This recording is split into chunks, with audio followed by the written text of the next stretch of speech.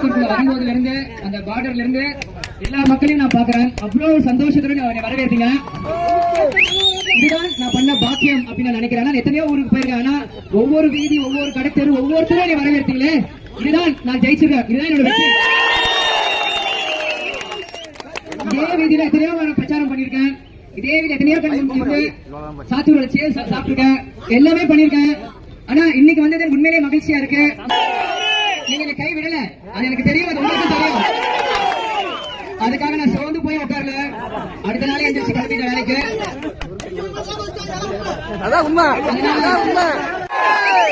நீங்க இருக்கீங்க, நாங்க இங்க இருக்கோம். நம்ம எல்லாருக்கும் சேர்ந்து கேப்டன் மேல நம்ம நிச்சயமாக ஒரு நல்ல தேர்தலாக தேசிய முற்போக்கு திராவிட கழகத்துக்கு இருக்கும். இந்த முறை மக்கள் நீங்கள் அனைவருமே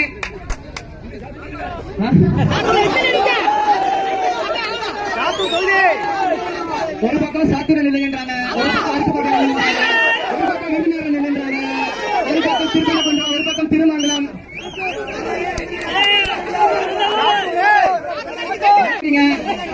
கண்டிப்பாக எப்படி வன்னியார் வந்து ஒரு பொட்டி வச்சு எல்லாருக்கும் ஓட்டு கேட்டாங்க, யார் பக்கம் அதே மாதிரி நான் வந்து பாக்ஸ் வச்சு விருதுநகர் எந்த டூர்ல நிக்கணும் எங்க இருந்தா நான் ஜெயிச்சிருந்தேன் நினைக்கிறேன்.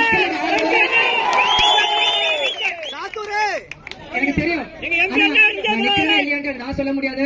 நம்ம தாண்டி ஒரு ப்ரொஃபஷனல் வரும்போது கட்சி பொதுச் செயலாளர், மாவட்ட செயலர் எல்லாரும் முடிவெடுத்துதான் அதுக்காக இது இருக்கணும். ஆனா உண்மையிலே ரொம்ப சந்தோஷமா இருக்கும் எல்லாருமே சந்திச்சது. கண்டிப்பாக உங்க எந்த பிரச்சனையாக இருந்தாலும் அதுக்கான காலம் வரும். அதுக்காக முரசு சட்டம் இங்க மூலமும் கண்டிப்பா அது நடக்கும்.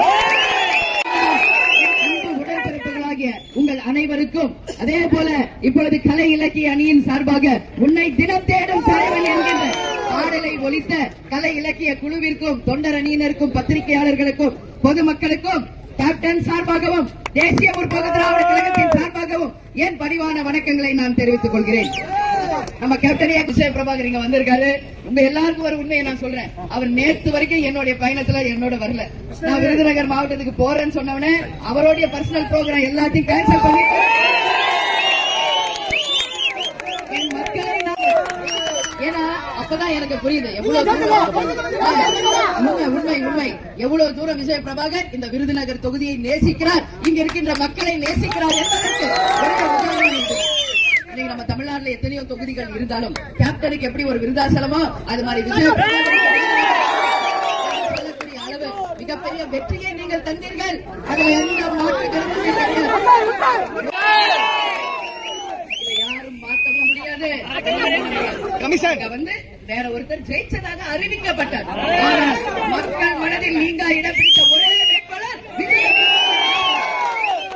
அத்தனை பேர் வாக்குவன் நம்ம தம்பிக்கு நீங்க கொடுத்தீங்க. அதற்கு முதலில் உங்கள் அனைவருக்கும் என்னுடைய பணிவான ஏன்னா இது கேப்டன் பிறந்த சொந்த மண். அருப்புக்கோட்டையில ராமானுஜபுரம், அங்கதான் கேப்டனோட அப்பா எங்க மாமனார் பிறந்து வளர்ந்து கேப்டன் பிறந்து அதற்கு பிறகுதான் கேப்டன் மதுரைக்கு சென்று அப்புறம் சென்னைக்கு வந்தார். அதனால பூர்வீகம் அப்படின்னு ஒண்ணு இருந்தா அது வந்து அதே மாதிரி இன்னைக்கு நம்ம பார்த்தோம்னா உள்ளம் தேடி இல்லம் நாடின்னு தமிழகம் முழுவதும் சென்று நம்ம கழகத்தினரை நாம் சந்திச்சிருக்கணும். இங்க நிற்கிறாரே தலைவர், இங்க ரதம் தெரியுதா? நம்ம ரதம் தெரியுதா? இந்த ரதம் தலைவருக்கு இலங்கை வாழ் தமிழ் மக்கள் அன்பு பரிசாக இதுவரைக்கும் அரசியல் வரலாறில் எந்த ஒரு தலைவருக்கும் மக்கள் பரிசு கொடுத்தது. ஆனா கேப்டனுக்கு இலங்கை வாழ் தமிழர்கள் கொடுத்த அன்பு பரிசு இந்த ரதம் என்பது பெருமையோடு இந்த நேரத்தில் நான் சொல்றேன். அதனாலதான் தலைவர் இல்லாம நம்ம எங்கேயாவது வந்திருக்கோமா? இல்ல. அதனாலதான் இன்னைக்கு தமிழ்நாடு முழுக்க கேப்டனுடைய ரத யாத்திரை அவருக்கு தரப்பட்ட அந்த வைக்கணும், பஸ் வைக்கணும், புடவை வாங்கி தரணும், வேட்டி வாங்கி தரணும், அதுக்கு மேல 100 தரணும், சோறு தரணும், பீர் தரணும்,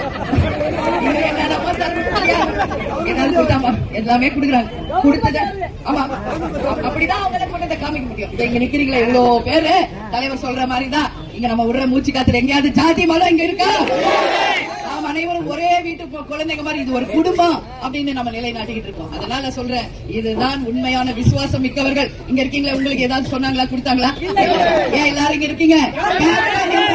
சொல்லிக்கு அந்த அன்புக்கு அந்த விசுவாசத்திற்கு கட்டுப்பட்டு அந்த அத்தனை பேருக்கும் தலைவர் சார்பாக பதில் சொல்லிக்கிட்டு தான் வர. இங்கேயும் இருப்பாங்க பிரஸ்.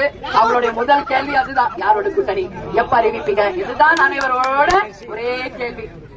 நம்ம மக்களுக்கு உங்ககிட்ட நான் சொல்ற மாநாடுல நான் சொன்னது மாதிரிதான், இது தேசிய முற்போக்கு திராவிட கழகத்தினுடைய எதிர்காலத்தை தீர்மானிக்க போகும் தேர்தல். கேப்டன் இவ்வளவு பெரிய ஒரு பொறுப்பை என் கையில கொடுத்துட்டு போயிருக்காரு.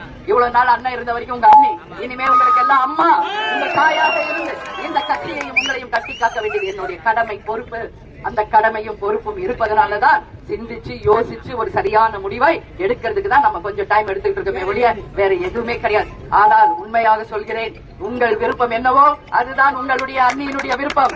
நீங்க யாருடன் கூட்டணி அமைக்க வேண்டும் என்று நினைக்கிறீர்களோ அதுதான் என்னுடைய எண்ணமும் என்பதை இந்த நேரத்தில் நான் உறுதியாக சொல்றேன்.